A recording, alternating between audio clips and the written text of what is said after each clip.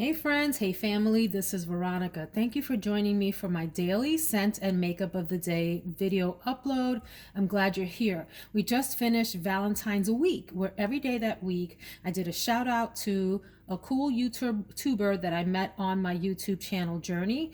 I would encourage you to check out those videos and subscribe to some of those folks. This week being our last week in February, and maybe the last week that we're going to have guaranteed cold weather every day here in Central Virginia, I wanted to reach for some fragrances that really remind me of winter and perform well in colder weather. After that, we're going to get into March, and March is a bipolar month here in Central Virginia. Some days you get warm, late spring, early summer kinds of temperatures, and other days you have ice storms and blizzards coming through. So you just never know. So I wanted to go ahead and try out some fragrances again, revisit some fragrances that are best for cold weather.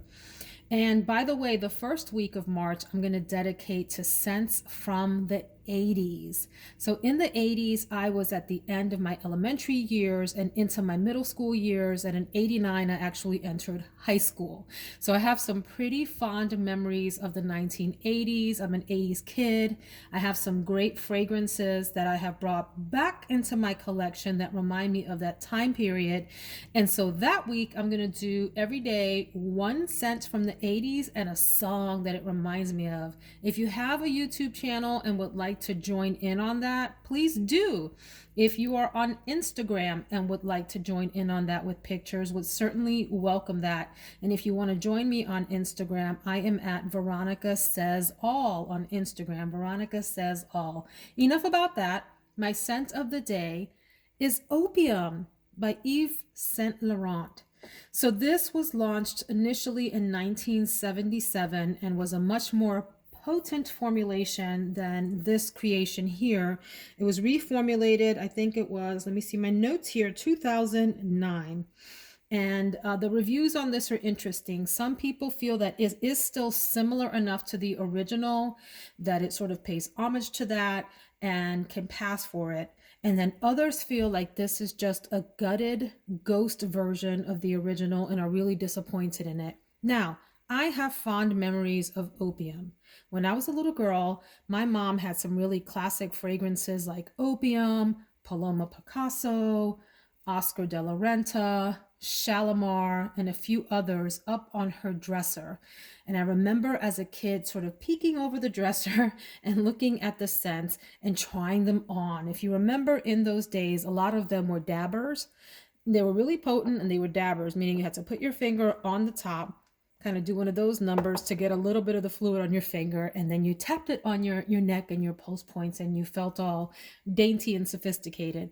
This is one of those perfumes that reminds me of doing that as a kid, so I have fond associations with this. I do remember it being a really deep, spicy scent. This is considered an oriental spicy fragrance. It has top notes of mandarin orange, bergamot, and lily of the valley. The middle notes are myrrh and jasmine, and the base notes, it has one I cannot pronounce, Opopanax. Someone help me out if you know how to say that. Opoponax. Also amber, patchouli, and vanille in the base. And so I have sprayed this on. This specific bottle is newer in my collection. You'll see that it has this sort of what looks like a bamboo inspired bottle here with this beautiful amber casing, and the clear part in the middle that shows the wick, a wick that then leads up into the atomizer, which I think is pretty cool.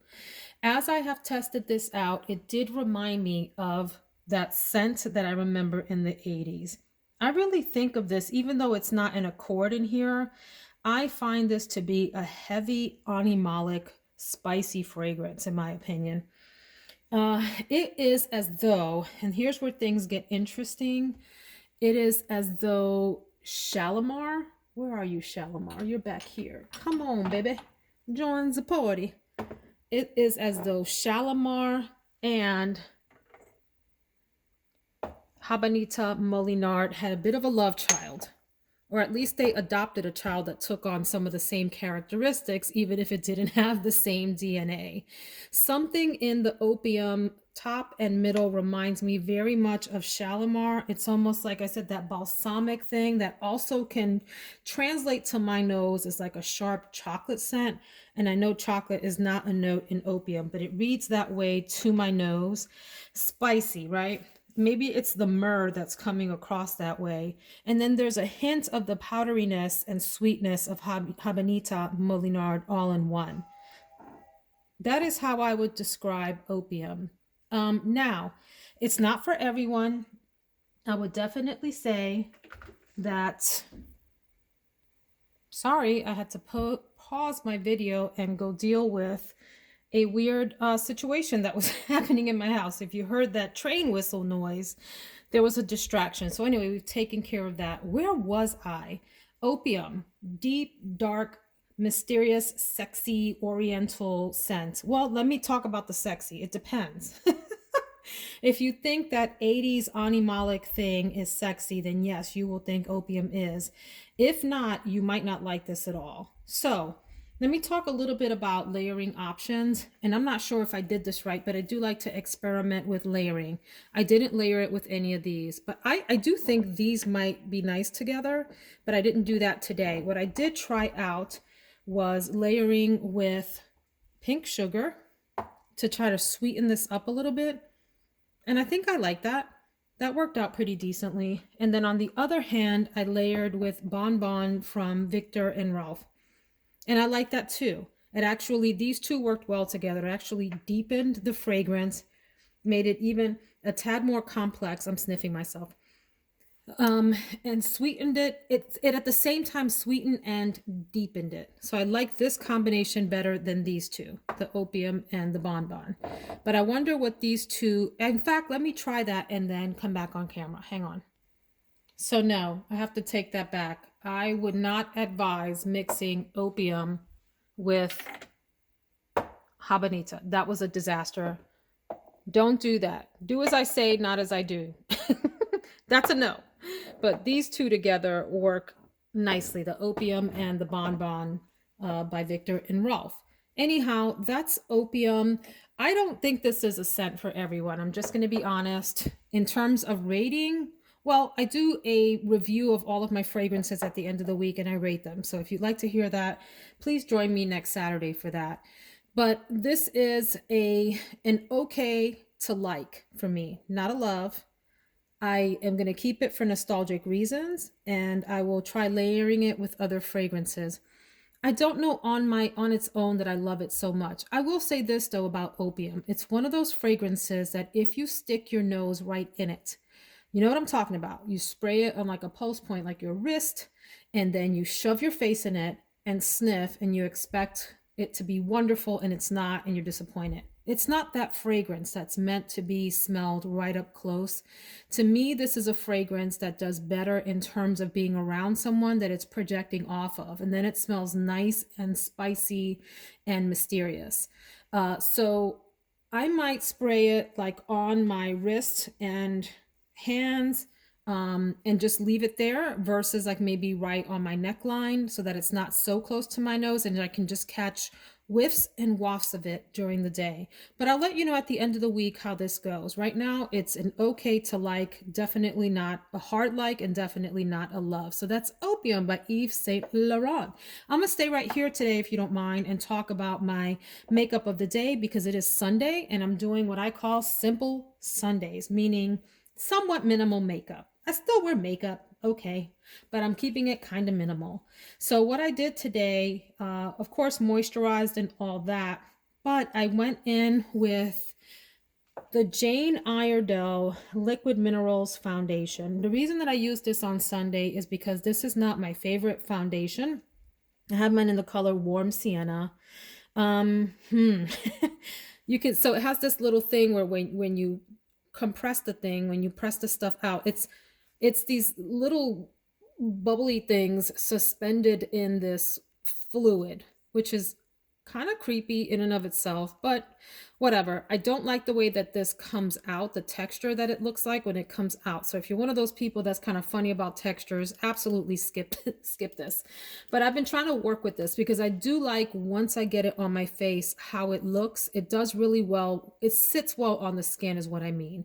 But the process of getting it out of the bottle and onto my face and situated aggravates me. So I use this on the weekends or days when I don't mind fussing with it just a little bit.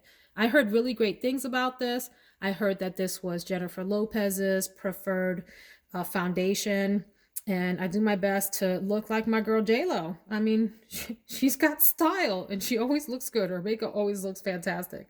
So I was really wanting this to work out, but it's a for me. So anyway, that's what's on my face. I did a little tiny bit of concealing under my eyes, and I did something that I like to do when I want a minimal look, and that is to use a bronzer that did not work out on my skin tone as eyeshadow. I'll also go ahead and use it as bronzer too, just to be honest. But this is Becca's Bronzed Bondi Sunlit Bronzer.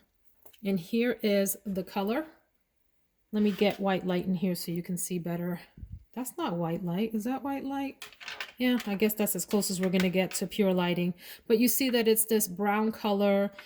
It looks a little bit deeper on camera than it actually is in person. But I used a big fluffy brush just to run that through my entire crease area and give my cheeks and the perimeter of my face just a little bit of color. It didn't work out as a regular everyday bronzer. And I do like the Becca packaging. It's so cool.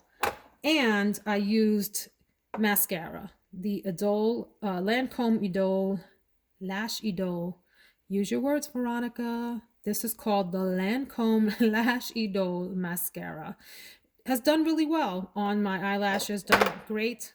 We have a runaway casualty come back to separate and lift my lashes. And then finally for lip color, I did a little bit of lip liner and used this 839 Cinnamon Toast from L'Oreal Colour Riche on my lips.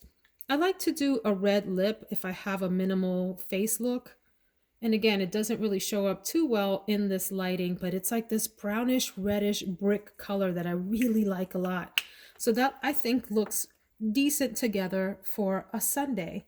And that's what we have. Hope you enjoyed the video. If you want to come back and talk about perfume and makeup and life with me, I hope you'll hit that like button and that subscribe button so that we can hang out again. Hope to see you tomorrow. Have a great one, friends.